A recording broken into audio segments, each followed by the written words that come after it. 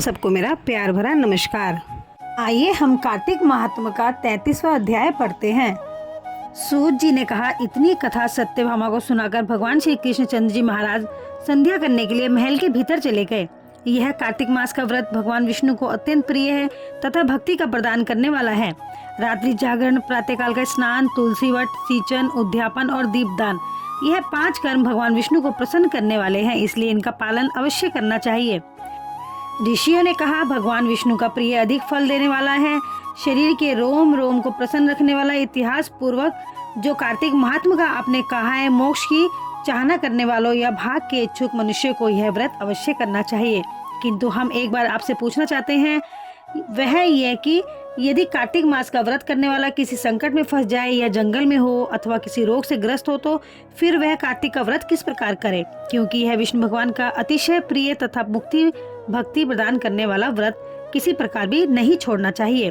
श्री सूत जी ने उत्तर दिया, यदि कार्तिक व्रती किसी संकट में फंस जाए तो वीरता के साथ भगवान शंकर और भगवान विष्णु के मंदिर में जाकर जागरण अवश्य करे।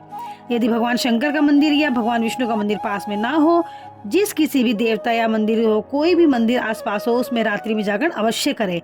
अगर घना जंगल हो तो फिर पीपल के वृक्ष के नीचे अथवा तुलसी के वन में जाकर जागरण करे।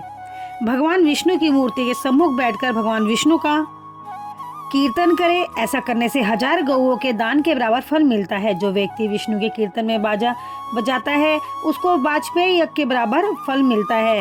हरि कीर्तन में नृत्य करने वाले प्राणी को समस्त तीर्थों में स्नान करने वाला फल मिलता है। किसी संकट के समय या रोगी हो जाने पर यदि जल न मिल सके तो केवल भगवान विष्णु के नाम मात्र से ही मार्जन ही कर ले।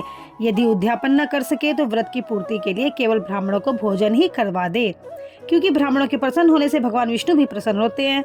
यदि आप दीप दान न कर सके और दूसरे के दीप की वायु आदि से भली भांति रक्षा करे, और यदि तुलसी का पौधा पास न हो तो वैष्णव ब्राह्मण की ही पूजा कर ले, क्योंकि भगवान विष्णु सदा अपने भक्तों के निकट ही रहते हैं।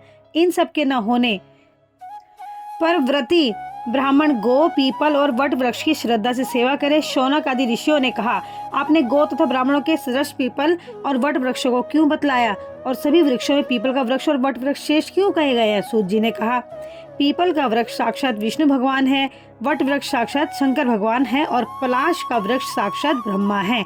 इन वृक्षों की पूजा, सेवा तथा दर्शन से सब पापों का नाश होता है।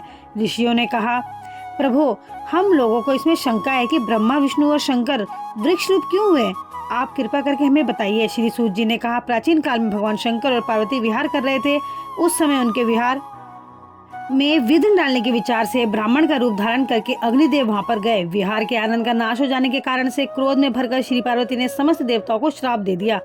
पार्वती जी ने कहा, हे देवताओं, विषय सुख को कीट पतंगे भी जानते हैं, उसमें आप लोगों ने देवता होकर विघ्न डाला है, इसलिए आप सब लोग वृक्ष हो जाएं। सूत जी ने कहा, इस प्रकार क्रोधित पार्वती जी के श्राप से सब देवता वृक्ष हो गए। इसी कारण भगवान विष्णु तथा शंकर दोनों पीपल और वट हो गए। इसी कारण भगवान विष्णु का शनिदेव के साथ भोग होने के कारण केवल शनिवार को ही पीपल को स्पर्श करना चाहिए और किसी दिन नहीं। ओम नमो भगवते वासुदेवाय नमः।